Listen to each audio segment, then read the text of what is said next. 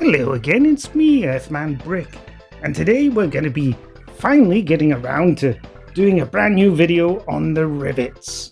That's right. Now, rivets, you can make these up using all kinds of materials. It's really quite a flexible thing, but each material comes with its own advantages and disadvantages.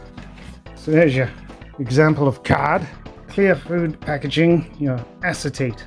We've got this stuff here, plasticard, and lastly, my favorite material, which is one I only just tried out yesterday for the first time, and this is it here, the legendary cable tie. And you can see this is the method that I use for making it up. Now you're probably thinking, how did you make those holes in the thing and then put them onto there? Well, to adhere them, it was just a case of using super glue, but to make the holes, I used these rotary hole punches. Now I'll just show you how to do it with this one here. So you would just, in fact, I'll do it with this because it'll show up easier on the camera. So just get my plasticard and you can just punch out a few holes. There's 1, 2, and 3. Yep, one of them's pinged away already. That's the trouble with using an expensive material, is that it's if you lose one, it's not the best.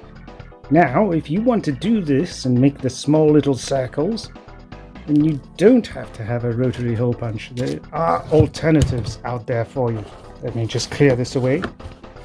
You can use your old plastic sprue frames. Particularly the rounded ones will work very nicely, and then you just slice out a thin section. Much like, as I'll display here, this is another material you can use. This is a sort of a long plastic stringy stuff, and to get the more precise cut, I'm using this tool.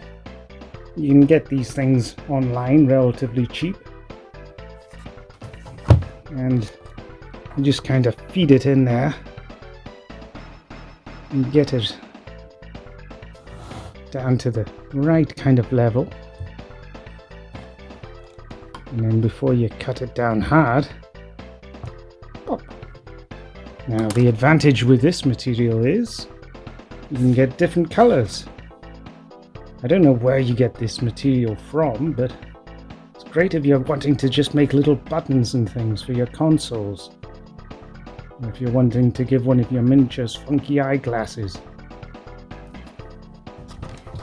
So yes, that's a good way of getting precise cuts, because it's actually quite hard to cut it down straight for a lot of these things, and I'll just show you how it works with the plastic sprue.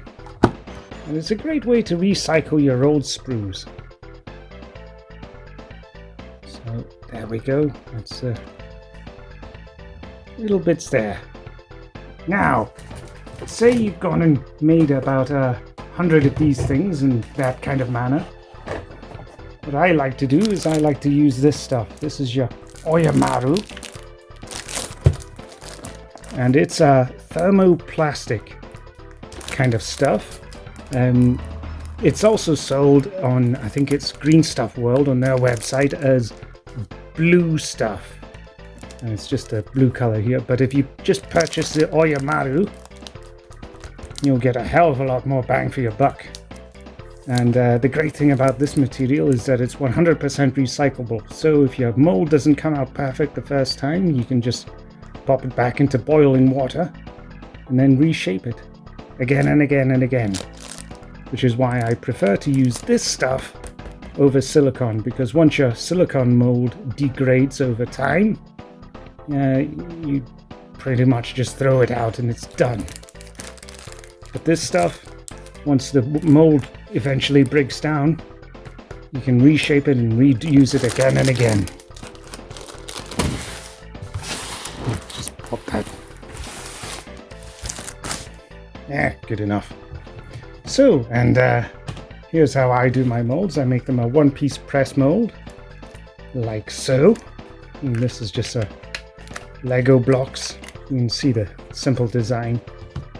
It's a small cube, and rather than you can see this is a right mess here.